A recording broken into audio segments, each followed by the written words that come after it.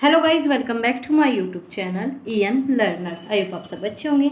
तो चलिए गाइज, आज की वीडियो को स्टार्ट करते हैं। तो आज की जो आपकी वीडियो है वो बहुत ही इंपॉर्टेंट टॉपिक के ऊपर है।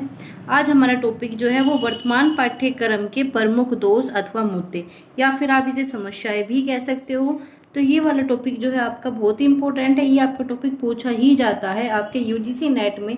आपके पूरे पाठ्यक्रम से रिलेटेड आपकी एक यूनिट है, तो उसमें आपके जो है 20 नंबर जो है एक यूनिट से आपको मिलते हैं। तो ये उसमें भी काम आएगा। आप BEd कर रहे हो या फिर MEd कर रहे हो या फिर CTET या TET, तो ये आपका इन सभी में हेल्प करने वाला है। तो चलिए गाइस, आज की वीडियो को स्टार्ट करते हैं। वीडियो को स्टार्ट करने से पहले जो भी चैनल पर नए जुड़े हैं वो चैनल को सब्सक्राइब कर ले और बेल आइकन को प्रेस कर ले, ताकि ऐसे ही इंपॉर्टेंट इन्फॉर्मेटिव वीडियो जो है आपको समय पर मिलते रहे। तो जैसे कि आप स्क्रीन पर देख पा रहे होंगे, वर्तमान पाठ्यक्रम के प्रमुख दोष मुद्दे या फिर आप इन्हें समस्याएं कह सकते हो। इसकी सबसे फर्स्ट जो आपकी समस्या है वो है आपका संकुचित आधार। संकुचित आधार से यहाँ पर मीनिंग है कि जो आपका करिकुलम है, जो आपका इंडिया में चलता है, वो बहुत ही संकुचित है। सिर्फ आपका यहाँ तक ही सीमित है कि बच्चे को हमने पढ़ा दिया, उसने किताबी ज्ञान ले लिया, उसने वो चीज़ें रट ली और उसे एग्जाम में जाके लिख दिया।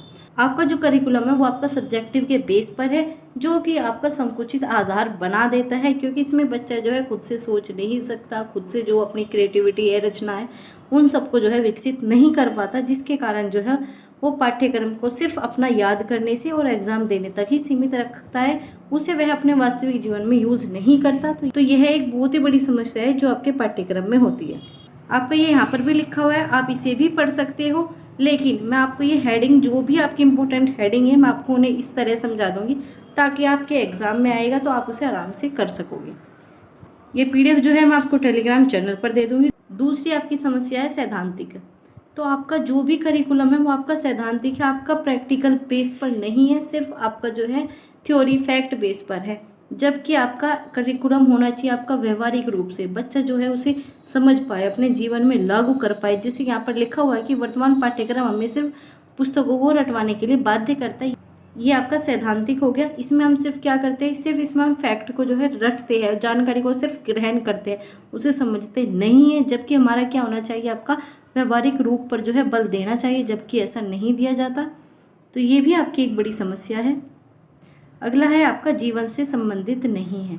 तो ये जो आपका करिकुलम है ये आपका जीवन से संबंधित नहीं है, क्योंकि आपने बहुत सारे ऐसे सब्जेक्ट पढ़े होंगे जिनका आपका आज के जीवन में कोई भी यूज़ नहीं है, और लगभग आपके ऐसे 70% सब्जेक्ट है जिनका आप यूज़ नहीं करते अपने जीवन में, जबकि आपने वो पढ़ते आए हो, बहुत बचपन से ही पढ़ते आ रहे हो। तो ऐसा ही आपका करिकुलम है जो कि आपका जीवन से संबंधित नहीं है, और हमें बच्चों को पढ़ाना ही इस वजह से होता है ताकि वो जीवन में आगे बढ़ पाए, वो जीवन को जो है अच्छे से समझ पाए, जो भी कठिनाई है उसका समाधान जो है खुद से कर पाए। लेकिन ऐसा आपका करिकुलम नहीं बताता। ये आपकी जो है एक इम्पोर्टेंट समस्या है। आप इसे पढ़ सकते हो, या तो आप वीडियो को रोककर पढ़ सकते हो, या फिर आप अपने टेलीग्राम चैनल पर जाकर वहाँ से जो है इसे पढ़ लेना। अगला जो है आपका वो है अनुपयोगी। अनुपयोगी जैसे कि अभी मैंने आपको बताया, इसका हम यूज़ नहीं करते अपने जीवन में, और जिस चीज़ का हम जीवन में यूज़ नहीं करते तो उस चीज़ का हमारे जीवन में वैल्यू भी नहीं होती और उसका हमारा कोई भी मतलब नहीं होता। तो हमें ऐसा पाठ्यक्रम चाहिए जिसका हम यूज़ कर पाए, हमें ऐसी चीज़ें सीखनी है जिसका हम जीवन में यूज़ कर पा रहे हो।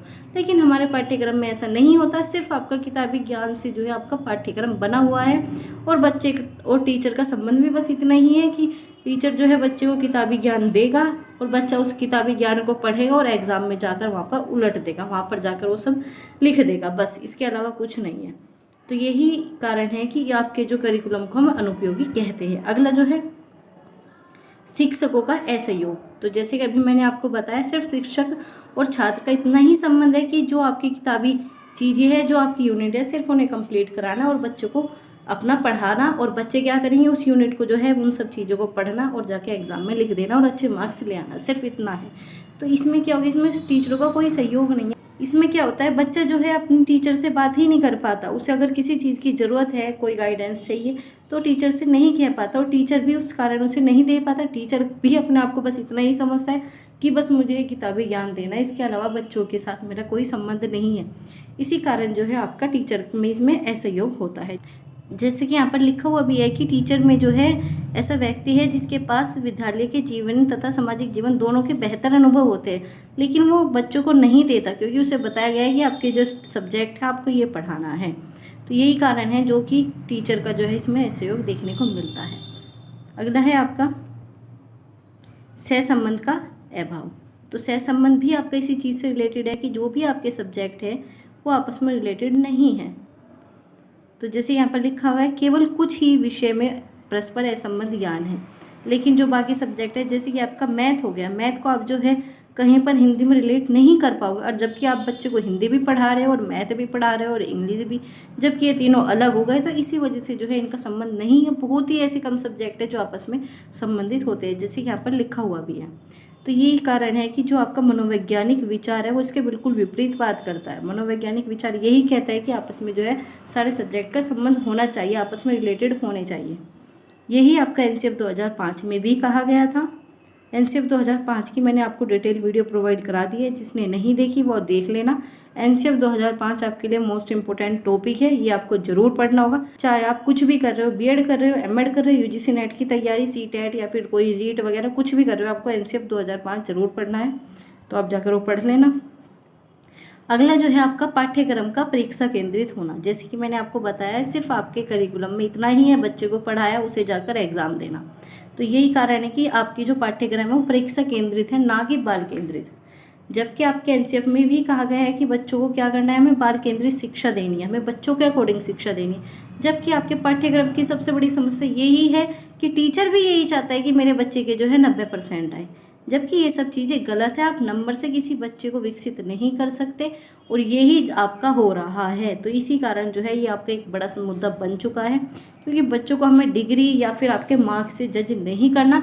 लेकिन आप कहीं पर भी जाओगे, इंटरव्यू देने भी जाओगे, अगर आपके 90% है तो आपको अलग नज़रों से देखा जाएगा। अगर वहीं आपके पास जो है 50% है और आप इस व्यक्ति से ज़्यादा स्किल रखते हो, लेकिन फिर भी आपको वहाँ पर जॉब देने के चांस कम हो जाएंगे।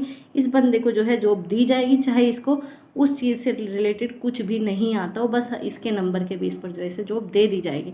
तो यही आपका सबसे गलत है कि पाठ्यक्रम जो है परीक्षा केंद्रित नहीं होना चाहिए। अगला जो है अनावश्यक विषयों का भार। तो अनावश्यक विषयों का भार, बहुत से आपके ऐसे सब्जेक्ट इंक्लूड कर दिए जाते हैं जिनका आपका कोई भी संबंध नहीं होता, जो आपके लिए उपयोगी नहीं होता, और जितना आप परीक्षा में उन्हें रटने में करते हो, अगर आप उतना किसी और चीज़ में करोगे तो आप उसमें बेहतर रिजल्ट आपको देखने को मिल जाएगा। लेकिन आपका ये भी समस्या, आपके करिकुलम में ये सब चीज़ें ऐड की गई है।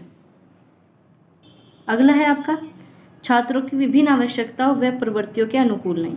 ये भी आपकी एक बहुत बड़ी समस्या है, क्योंकि सब बच्चे जो है एक जैसे नहीं होते, और जब बच्चे एक जैसे नहीं होते तो एक जैसा पढ़ भी नहीं सकते। लेकिन आपका क्या सिस्टम चलता है कि ये हमारा सिलेबस है, ये सबको ही पढ़ना पड़ेगा, चाहे वो बच्चा कैसा भी हो।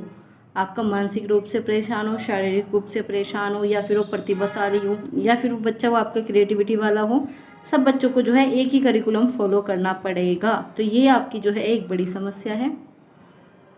अगला है आपका कठोरता। कठोरता का मतलब ये है कि जो आपको करिकुलम दिया है वो आपको पढ़ना ही पड़ेगा, आपको एग्ज़ाम में पास होना ही पड़ेगा। अगर आप एग्ज़ाम में फेल हो जाते हो तो आपकी वैल्यू नहीं है। तो ये आपका जो है कठोर रूप से हो गया कि जो चीज़ आपको बताई गई है आपको वो कंप्लीट करनी है, जबकि ऐसा नहीं होना चाहिए। जबकि आपका पाठ्यक्रम जो है वो लचीला होना चाहिए, लेकिन ऐसा नहीं है। जो आपका फिक्स कर दिया, अभी बहुत टाइम से जो भी आपका सिलेबस है वो ही चलता आ रहा है, जबकि उसमें कोई संशोधन नहीं हुआ, जबकि टाइम के साथ उस सिलेबस में संशोधन होना जरूरी था, जबकि ऐसा नहीं होता। ये आपकी एक प्रमुख समस्या के रूप में सामने आता है। अगला है आपका विश्वविद्यालयों का दबाव। विश्वविद्यालयों का दबाव ऐसा है जैसे कि आप किसी स्कूल में पढ़ाते हो या वहाँ पर टीचिंग करते हो, तो आपने देखा होगा जो आपका प्रिंसिपल है या जो वहाँ का प्रबंधक है, वहाँ पर जो उस प्रबंधक ने कह दिया वही सब जो है टीचर करेंगे।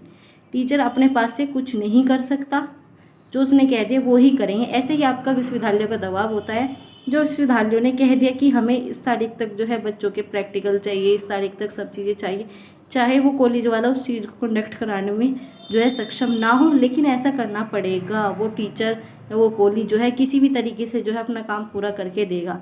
तो ये विश्वविद्यालयों का भी दबाव बना रहता है। ऐसा नहीं होना चाहिए, लेकिन फिर भी ऐसा होता है। अगला जो है आपका परंपरानुगामी। इसमें क्या होता है, जो आपकी परंपरा, जो आपके पहले से चली आ रही है चीज़ें, वो ही आपकी आज तक भी फॉलो होती है। आपने देखा होगा जो आपकी 10 साल पहले चीज़ें थी आज भी लगभग वही आपको करिकुलम देखने को मिलता है। लेकिन अब बहुत सारी चीज़ें चेंज हो चुकी है, लेकिन फिर भी अभी बहुत जगह जो है वही सब चीज़ें फॉलो की जाती है। तो जैसे कि यहाँ पर लिखा हुआ है कि परिवर्तन या फिर नवीनता की हमेशा से ही उपेक्षा की दृष्टि से देखा जाता है। जैसे कि आपने बहुत जगह ऐसे देखोगे जहाँ पर स्कूल में आज भी कंप्यूटर का यूज़ नहीं होता, वहाँ आज भी आपकी जो नवीन चीज़ें उन्हें नहीं अपना पा रहे। यह भी एक बहुत बड़ा कारण है जिसके कारण जो है आपकी जो भारत है वो पीछे चला आ रहा है। अब भी वहाँ पर जो है वही सब चीज़ें फॉलो की जाती है, वही आपका ब्लैक बोर्ड डस्टर चौक से ही वहाँ पर पढ़ाया जा रहा है। वहाँ पर टेक्निकल चीज़ें कुछ यूज़ नहीं की जा रही, जिसके कारण जो है वहाँ पर आपका विकास नहीं हो पा रहा। तो ये भी करिकुलम की एक सबसे बड़ी समस्या है। अगला जो है आपका पाठ्यक्रम की परीक्षा केंद्रित होना, ये मैंने आपको भी बता दिया। लेकिन अब मैंने जो आपको ये सब चीज़ें बताई, इन्हें मैं आपको एक शॉर्ट तरीके से आपको बहुत सारी हेडिंग दिखाने वाली हूँ।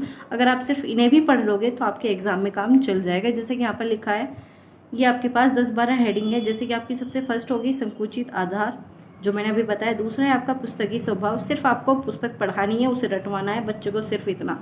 दूसरा है आपका सैद्धांतिक मतलब अव्यवहारिक, ये सब चीज़ें होगी। आपका फोर्थ है तकनीकी तथा व्यवसायी विषयों की कमी, ये सब चीज़ें आज भी आपकी फॉलो नहीं होती। अगला है आपका अनुपयोगी, ये मैंने आपको समझा दिया। दूसरा जीवन से संबंधित नहीं है। जो आपका 7वां है वो अध्यापकों का असहयोग है। इसके बाद जो 8वां है आर्थिक व्यवसायिक क्षमता का अभाव, ये आज भी बहुत कम स्कूलों में जो है ये सब चीज़ें देखने को मिलती हैं। वहाँ पर आर्थिक और व्यवसायिक दोनों पर ही ध्यान नहीं दिया जाता। 9th है आपका आधुनिक शिक्षा में डिग्री की प्रधानता, तो जैसे कि मैंने आपको बताया जिसके पास डिग्री होती है उसकी वैल्यू जो है यहाँ पर मान ली जाती है। अगला जो है आपका अनुशासनहीनता, यहाँ पर अनुशासन देखने को नहीं मिलता। आपने गवर्नमेंट कॉलेज की स्थिति देखी होगी। अगला है आपका दशाहीनता परीक्षा प्रणाली, जिसकी कोई दशा नहीं है। आपको ऐसी परीक्षा प्रणाली दिखाई जा रही है, बस सिर्फ आपको रटाना है, उस चीज़ का कुछ मैटर नहीं है, चाहे बच्चा उससे सीखे या ना सीखे।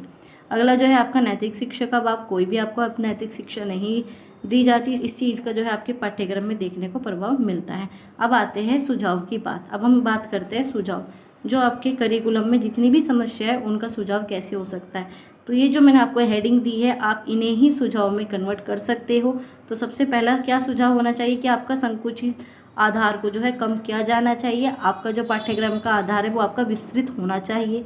दूसरा आपका सुझाव ये है कि पुस्तकीय स्वभाव को छोड़कर उन्हें वास्तविक जीवन से जोड़ना चाहिए। तीसरा जो है आपका सैद्धांतिक ना होकर आपका पाठ्यक्रम वो व्यवहारिक रूप से आपका लागू करना चाहिए। आपका फोर्थ जो सुझाव है वो है आपका तकनीकी तथा व्यावसायिक विषयों की कमी को पूरा करना चाहिए, ये आपका सुझाव हो गया।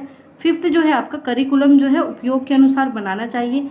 आपका 6 ये हो गया कि जो व्यक्तिगत विभिन्नता के आधार पर ही आपका पाठ्यक्रम निर्माण किया जाना चाहिए। अगला जो है आपका 6 जीवन से संबंधित नहीं है, तो इसे जीवन से जोड़ना चाहिए।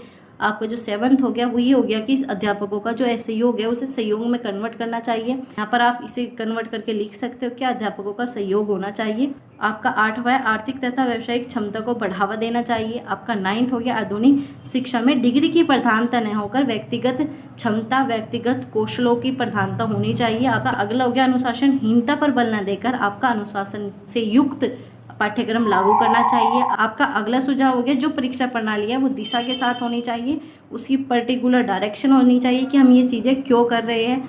अगला आपका सुझाव हो गया कि आपकी नैतिक शिक्षा का जो है भाव होना चाहिए। ये सब चीज़ें जो है आप अपने सुझाव में कन्वर्ट कर सकते हो। तो अगर आपको वीडियो अच्छी लगी है तो आप वीडियो को लाइक कर सकते हो, अपने दोस्तों के साथ शेयर कर सकते हो, और जो भी मेरे चैनल के साथ नया जुड़ा है वो चैनल को सब्सक्राइब कर ले और बेल आइकन को प्रेस कर ले। और इसकी पीडीएफ जो है मैं आपको टेलीग्राम चैनल पर शेयर कर दूंगी। टेलीग्राम चैनल पर ही आपको सारी अपडेट दे दी जाती है। अगर आपको किसी प्रकार का डाउट है, कन्फ्यूज़न है, क्वेरी है तो आप मुझे कमेंट बॉक्स में बता सकते हो। तो बस आज की वीडियो में इतना ही था। Thanks for watching, keep learning, keep supporting EN learner.